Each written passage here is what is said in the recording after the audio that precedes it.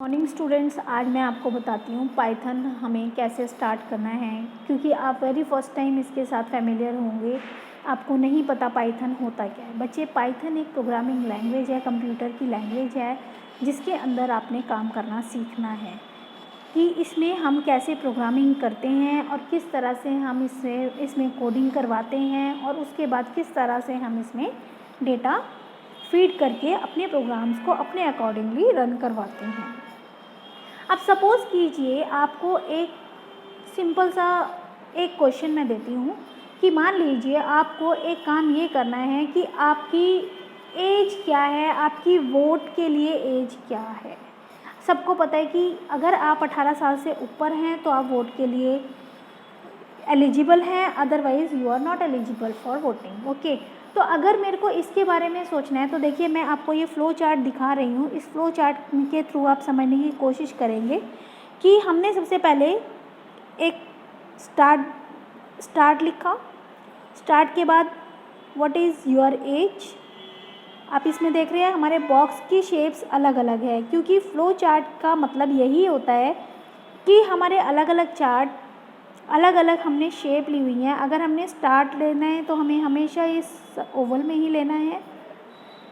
अगर हमें कुछ भी इनपुट करवाने से रिलेटेड, यानी कि कोई भी क्वेश्चन पूछना है कि व्हाट इज़ योर एज, अब इस तरह का हमें इनपुट लेने के लिए करना है, तो इसलिए हमने इसमें इसको पैरेललोग्राम लिया है।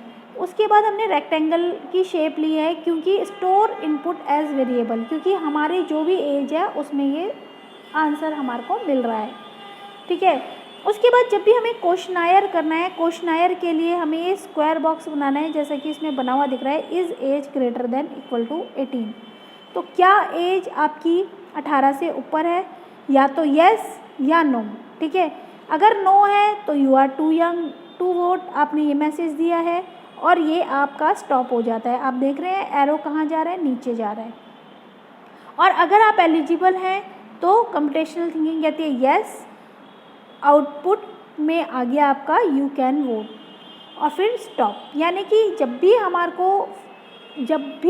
को कंप्यूटर का कोई भी प्रोग्राम करना है तो उससे पहले एक फ़्लो चार्ट अपने माइंड में डिज़ाइन करना है, एक पेपर पे डिज़ाइन करना है, जैसे कि आप यहाँ देख रहे हैं।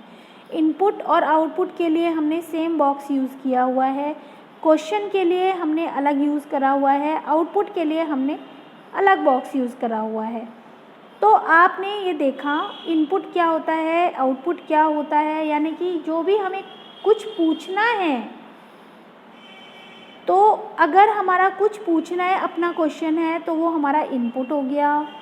जो हमारे को आंसर आ रहा है वो हमारा आउटपुट हो गया, और जो हम क्वेरी दे रहे हैं कि हमारी ये क्वेरी है, तो वो हमारा आउटपुट हो गया। ठीक है, वो क्वेरी हमारा क्वेश्चन हो गया।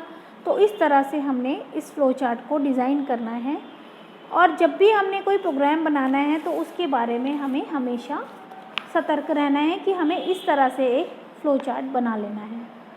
अब मैं बता दूं आपको पाइथन कैसी लैंग्वेज है। पाइथन एक हाई लेवल लैंग्वेज है, जो कि प्लेटफॉर्म इंडिपेंडेंट लैंग्वेज है। प्लेटफॉर्म इंडिपेंडेंट से मतलब ये easy to run and on any operating system easily.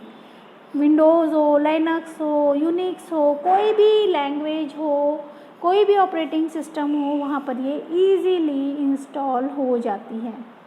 ये लिखी किसने है? गाइडो वैन रॉसम ने इसे लिखा है। और ये क्वेश्चन आपसे पूछा भी जा सकता है कि ये लैंग्वेज किसके द्वारा लिखी गई, कहाँ लिखी गई, तो ये नीदरलैंड में लिखी गई थी।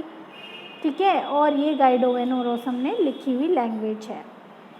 हमारी इस लैंग्वेज के फीचर्स क्या क्या हैं, ये आप इस पिक में देख सकते हैं। बहुत ही इजी लैंग्वेज है, एक्सप्रेसिव है, एक्सटेंसिबल है, एम्बेडेबल है, इंटरप्रेटेड है,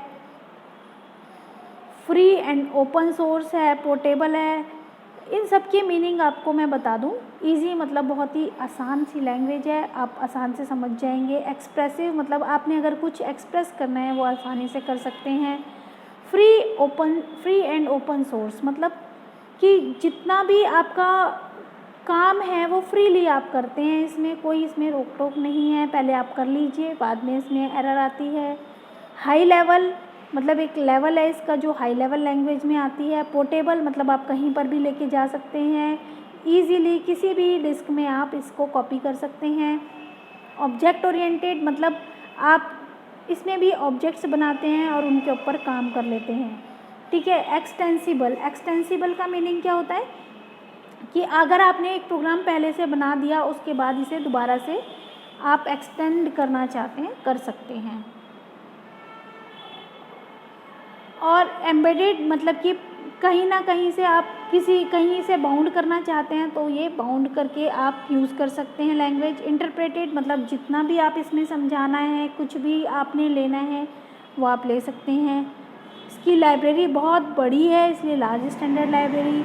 GUI प्रोग्रामिंग मतलब ग्राफिकल यूज़र इंटरफेस प्रोग्रामिंग, मतलब क्या है कि जितनी भी ये प्रोग्रामिंग होती है आपको सामने दिखाई देता है कि काम कहाँ हो रहा है कहाँ नहीं हो रहा। उसके अलावा डायनामिकली टाइप्ड मतलब कि जो भी काम है वो डायनामिक, जहाँ पर भी आपने चेंजेस करने हैं वहाँ पर आप चेंजेस करिए और आगे बढ़िए, इसमें ये फ़ायदा है, ठीक है।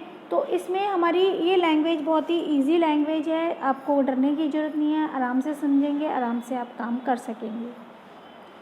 इसकी लिमिटेशंस भी हैं कि इसकी स्पीड बहुत स्लो है एज़ कम्पेटिव टू हमारे other software languages like C और C++ से बहुत ही स्लो चलता है ये।